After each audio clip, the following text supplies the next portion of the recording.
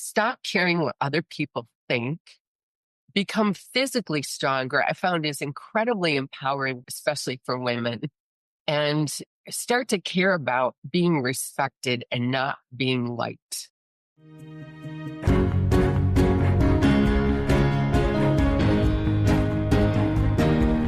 Hello, everyone. Welcome to the KTS Success Factor podcast for women, where we talk about challenges senior female leaders face in being happy and successful at work. I'm your host, Dr. Sarah E. Brown. My guest today is Theresa Slater, and we're going to call her Terry. She's president of Empire Interpreting Services, which she founded in 2003. She built her company into a respected, award-winning organization with more than 300 interpreters and an array of customer-centric services. A speaker, author, and advisor to new entrepreneurs, Slater's love for business drives her on her path. Her new book, which we're going to be talking about, is called The Language of Success: An Interpreter's Entrepreneurial Journey. It is part autobiography and part a how-to, or as she says, a how-not-to guide for entrepreneurs. Welcome, Terry. Good morning. Thank you for the invitation. I'm excited to be here. Well, I'm excited to talk about this because you've got quite the story. So first of all, let's talk about what your day job is and what Empire Interpreting Services is. Sure. So we're what's called a language service provider, or an LSP. And basically we provide interpreters into the community, whether it's medical, education, business, anytime that you need that bridge from one language or culture to another. We also do written work, which is translation. People often get those two terms mixed up or use them, interpose them, but interpreting is spoken or sign language, and translation is anything written or digital. Well, I want to talk to you about how you got into this particular business, but I think for the purposes of this interview, it's important for our listeners to understand your backstory, how you got into business at all. So tell my listeners a little bit about your upbringing and how you got into the business world at all. And then we'll talk specifically about how you got into language services. Okay. In the book, it is kind of a how-to for small business owners or entrepreneurs. However, I really felt it was important to tell the backstory of leaving home at 15 and being on my own. So without going into too much detail, I found myself on my own at 15.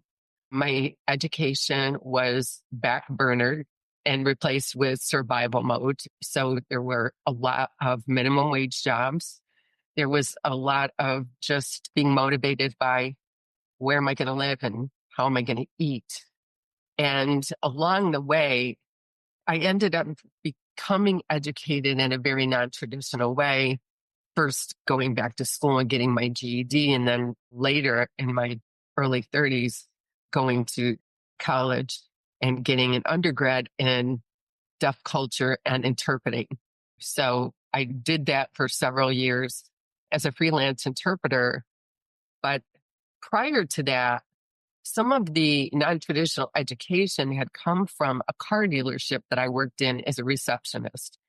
And I was just taking money, answering the phones, and the office manager became ill. And in lieu of replacing her, they decided to have their accountant come in and teach me how to do the books. That eventually led to an opportunity in that business to go to, it was a Porsche Audi dealership. And that led to an opportunity to get some education through that franchise. So I had this kind of buttoned up business background. Back then, selling those high-end cars, you went in a business suit every day. It was more formal than it is today, obviously. So when I became an interpreter and I saw who was providing services, I had approached it from the same kind of corporate buttoned up background. And I was so appalled at the way that interpreting services were handled. the lack of vetting, the lack of professionalism, the lack of customer service that I probably through a lot of complaining to my dad. He said to me, if it's not working, then you need to start your own business. And at the time, my response was, that's crazy. I left school at 15. I'm a nobody. I'm just scraped my way to getting to become an interpreter. And there's no way I could start my own business. And unfortunately, he passed away the next year. And to having a lot of time on my hands and grieving my dad, I decided that I was going to try and start my business. And the rest is history. So were you bilingual from an early age? No. So how did you learn the language? Well, I actually first learned by a deaf pastor coming to our church and offering sign language classes. And we were in a rural area. He came from a bigger city about a half hour away and explained that, deaf people wanted to attend church, but there just weren't enough interpreters. So I went to this free class in the back of the church for a year, and I just fell in love with the language. I obviously wasn't an interpreter by just going to this class. So that's when I decided to start looking for formal opportunities for education and got my undergrad at RIT in Rochester and started working as an interpreter. So you started with sign language. Yes, But do you have other language interpreting services as a part of your company? we do. About 40% is still sign language. The rest is spoken language. So we provide right now around 300 different languages, spoken languages, whether it's over the phone, virtual, or on site. Wow. So what was the biggest challenge you had to overcome to get this business up and running? Just talk about getting it up and running first. Yeah. I think honestly, the biggest overall challenge to me was myself. I suffered from imposter syndrome. I didn't even know what that was until someone endorsed my book. And this was a Syracuse University professor who knew me and mentioned it in the endorsement. I had to literally look it up and I'm like, oh my gosh, that was me.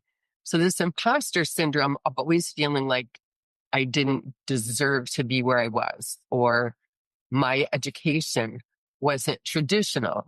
So it really didn't have the same weight as someone who went to a traditional college at 18, left at 22 or 25. I felt like I was always covering up my history. I didn't want anyone to know I left home at 15. And I think there's so many women out there that suffer from the same syndrome that holds them back all the time. There's so many examples I can give of how that stymied me. And I still push through overcoming that. This book is the first time that I ever really told my true story. People would say, where did you go to college? I'm like, oh, I went to RIT. I didn't tell them I went when I was 34 and that most of it was done off site, because when I went to school, virtual learning was just very new and it just wasn't, it was kind of it felt a little bit sleazy. Like, did I really earn that degree? Should I really be walking across the stage? Because I wasn't sitting in a traditional classroom. So how did you overcome imposter syndrome? I'm still working on it. I think imposter syndrome and self-doubt are kind of the same thing. I learned the hard way that I have to, one, look at how far I've come and give that credence. So when you come from -0 and you get anywhere, you have to applaud that. You have to take time to celebrate. I celebrated the first 5 years I was in business, but I never celebrated past that. We would get awards, but there wasn't much celebration because I just still had that imposter syndrome. So looking at how far you've come, stop caring what other people think, become physically stronger. I found is incredibly empowering, especially for women, and start to care about being respected and not being liked. That's very difficult for women. Okay, so I want to emphasize this. So the first one is to look at how far you've come so far. Mm-hmm. The second is to stop caring what other people think. The third is to get physically stronger. That's the first time I've heard that one. That's pretty cool. And tell me what the fourth one was? And the other one was to learn to want to be respected and not want to be liked. Yes, there is a difference between being respected and liked. What great advice. So how long would you say it took you to learn the basics of that to start powering through? It took me more than a decade being in business. Mm. I found myself apologizing to the point where my bookkeeper said to me one day, who's now my CFO, she said, will you please stop apologizing? If I ask somebody to work late, I apologize. If a customer was upset about a bill, I apologize. If an interpreter had to work over on a job, I apologize. Instead of saying to a customer who would call and complain, for example, say a doctor's office, well, why should I pay the interpreter? Because the patient didn't show up. It was a no-show. And I would start out by saying, oh, I'm so sorry. This happened. And I would go into this big, empathizing, trying to make them feel better.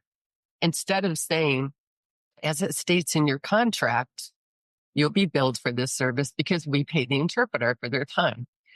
And there were a lot of other examples where I was constantly apologizing. And I literally took a sticker, not like a sticky note, but a physical sticky, and stuck it on my computer so that all day long I would look at that, stop apologizing. And then it kind of led into my personal life too, that I stopped apologizing for things that I shouldn't be apologizing for.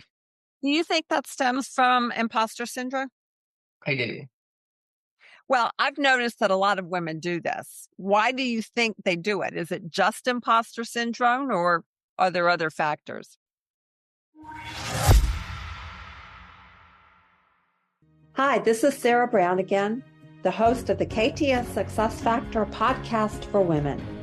I hope you are enjoying this episode and gaining some tips and inspiration on how you can be happier, more successful, and experience less stress at work. If you would like to learn more about how you can take control of your career and do it your way, visit saraebrown.com. There you will be able to download a free chapter from my book, Let Your Personality Be Your Career Guide. It contains information and exercises on how you can identify your unique interests, strengths, and needs, and translate that into career goals that are just right for you. Now back to this informative episode.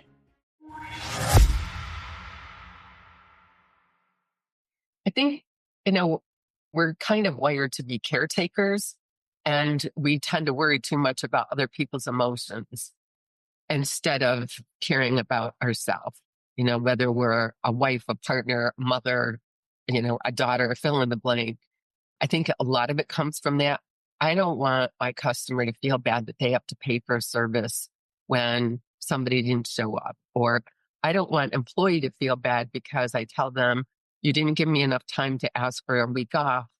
And I'm sorry that you just made reservations with your husband to go to Mexico for a week, but I've got 2 other people out and you can't go. I would always say yes. I mean, for 15 years, I was the best boss ever because I don't think I ever said no to anybody. And then I would put myself and the business in really bad position because I couldn't say no.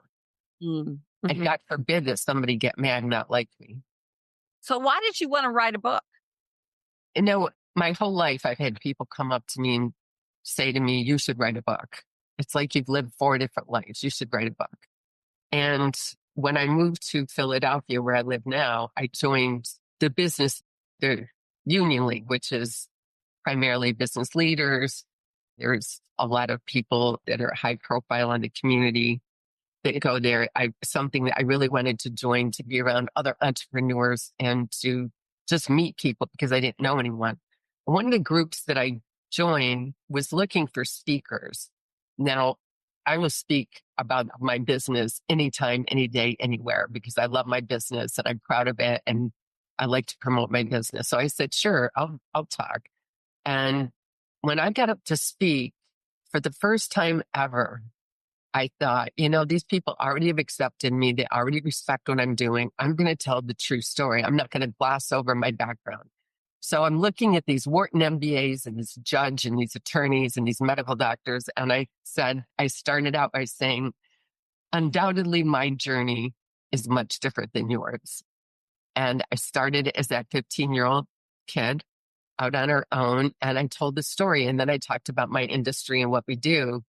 And I got such an overwhelming response. And at the end, of people came up to talk to me. There was a woman who said, you should write a book. And I thought, yeah, here we go again. And she said, no, I'm a book editor. Uh-huh. You should write a book and I will help you. And so that happened 3 years ago. And she did. Well, you glossed over your story about your beginnings at age 15. So I will leave it to the reader, to your prospective reader, to go get all the details on that. But you touch on some other important topics in the book that I want to get your perspective on right now. And one is how you recognize that you need to hire help. And I think that's important for entrepreneurs who are getting started, but it's also important for women that are in corporate roles and recognizing when they need to hire help in all aspects of their life. So can you share a few words about that and why that was an important topic to get in the book? Absolutely. So in the beginning of my business, I learned very quickly that my business was not going to grow unless I hired someone to help me with the business. So it started out with that. 6 months in, I hired my first staff.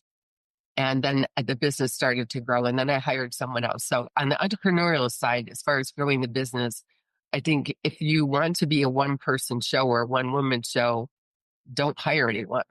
But you've got to take that first step in order to grow. As far as the help that you need as an individual and a woman, I found probably 5 or 6 years in that I was spending all of my free time doing things like, typical things you do around the house, whether it's grocery shopping or cleaning or whatever, gift shopping.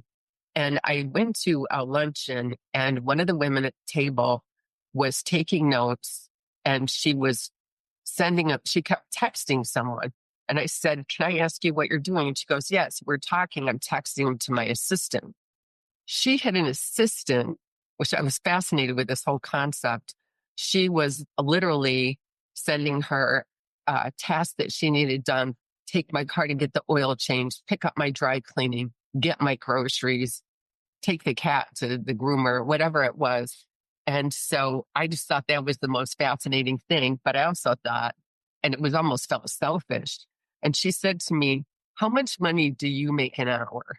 And as an entrepreneur, sometimes we don't think about that because sometimes we don't pay ourselves. And other times we take money when money's there. So I figured it out. And she said, and then how much is your time worth? Say you make $75 an hour. What are you going to pay somebody to grocery shop for you? Now we have Instacart. This is before Instacart. But things like Instacart, things like a TaskRabbit, where you can download an app and you can basically get someone to do anything for you. I think all of those things, cleaning your house, definitely somebody to come in and clean your house. My daughter-in-law is a young professional, and which they got married, and I could see that she was very overwhelmed with trying to do everything. She was a professor at a college, and she was a psychologist who had a small practice, and she was having a baby, and she was trying to do everything. And I was like, oh my gosh, hire a cleaning service.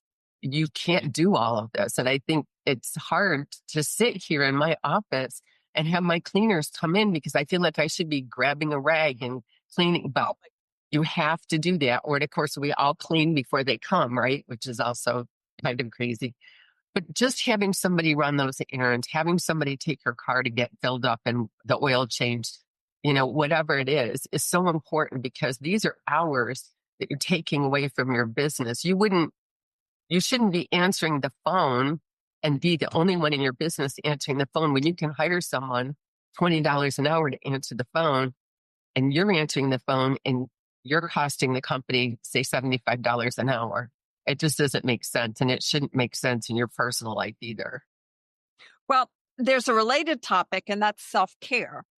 And why should entrepreneurs or mid-career professional women prioritize self-care, in your opinion? And I'm curious about what that looks like for you. Yeah. I didn't do that for a long time, and I paid for it dearly.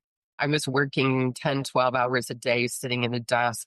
I ended up with pinched nerves in my back, ended up gaining a lot of weight. I could see that physically I was just kind of falling apart as my business was growing and growing and growing.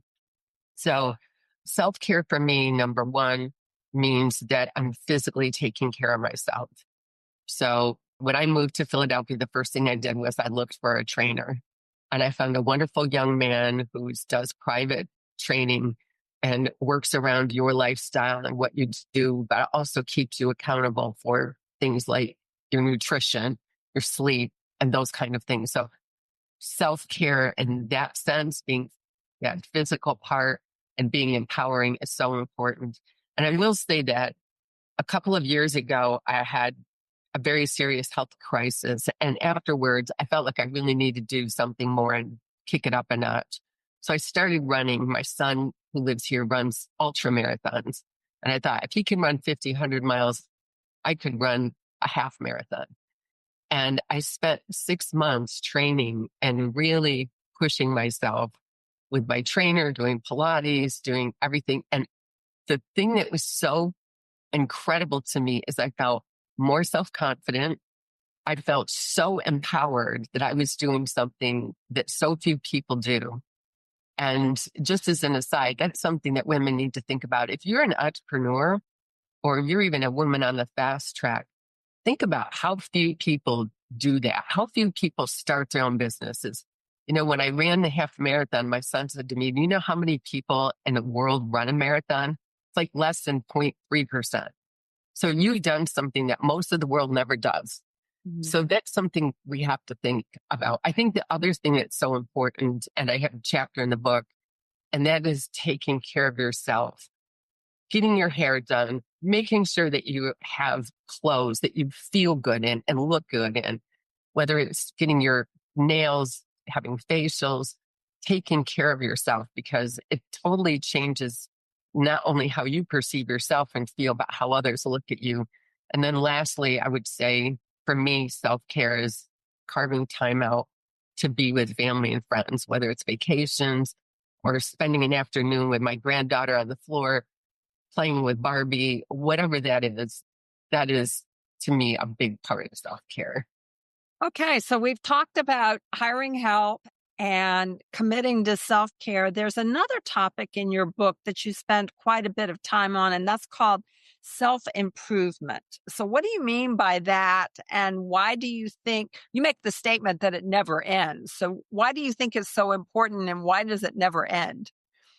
It never ends because the world constantly changes. And as a businesswoman, we have to know what that is. And so AI is a great example. When everybody started talking about AI, I was rolling my eyes going, this is the last thing I need to be spending my time is worrying about this, whatever this is over here. But I pushed myself and I started going to more and more events where I was learning about it. I started to incorporate it into my business because we have to keep current and relevant, whether it's just as a woman in business or whether it's an entrepreneur. So looking for those things and very strategically looking, because I've done a lot of self-education. It was just, either I could have taught it or it was totally irrelevant. So I think we have to be very careful about where we spend our time. But I do think that that's so important to constantly be improving yourself, whether it's physically, whether it's socially, whether it's just knowing what's going on in politics in the world, because that all affects our businesses. Okay, so we have covered a whole bunch of challenges for entrepreneurs, and they're also relevant for mid-career professional women in business as well. We've talked about self-doubt, overcoming the imposter syndrome, stopping apologizing, how to look for when you can hire help so that you're in a position to grow or to have time for self-care and self-improvement. What should I have asked you that I didn't, that would help a woman succeed as an entrepreneur or overcome obstacles to growth in business? The biggest piece of advice that I wish I had given myself years ago is to always listen to your gut. It sounds simple, but the biggest mistakes I've made in business, the biggest mistakes I've made in self-growth and in personal relationships was not listening to your gut and then making bad decisions. I think when people talk about being, someone gaslighting you, that's pushing aside everything that you feel in your gut and just saying, oh, well, it must be me. It's the same thing in making decisions in your business life, especially as an entrepreneur, is not listening to your gut and either shortcutting things and not taking the time, or just feeling people aren't going to like me. It's a bad, but I just, I lean on that constantly when I'm interviewing new interpreters. I can tell now after 21 years of doing this, I have a phone call that I do, an initial phone call with them before I ever bring them in for an interview. And I can tell now the red flags, whatever they are, it might seem fine on the surface, but my gut's telling me this is someone that's going to fit. This is a great person. Or my gut says there's just something wrong. And when I don't listen to it, I always am sorry. So listen to your gut. Great advice. Well, Terry, thank you so much for being with me. And for all of you listening here, I really commend the book, The Language of Success, An Interpreter's Entrepreneurial Journey by Theresa Slater. Thank you so much, Dr. Brown. Thanks for listening to the KTS Success Factor podcast for women. If you like what you are hearing, please go to iTunes to subscribe, rate us, and leave a review. And if you would like more information on how we can help women in your organization to thrive, then go to www.saraebrown.com. You can sign up for our newsletter, read show notes, and learn more about our podcast guests, read my blog, browse through the books, or contact us for a chat. Goodbye for now.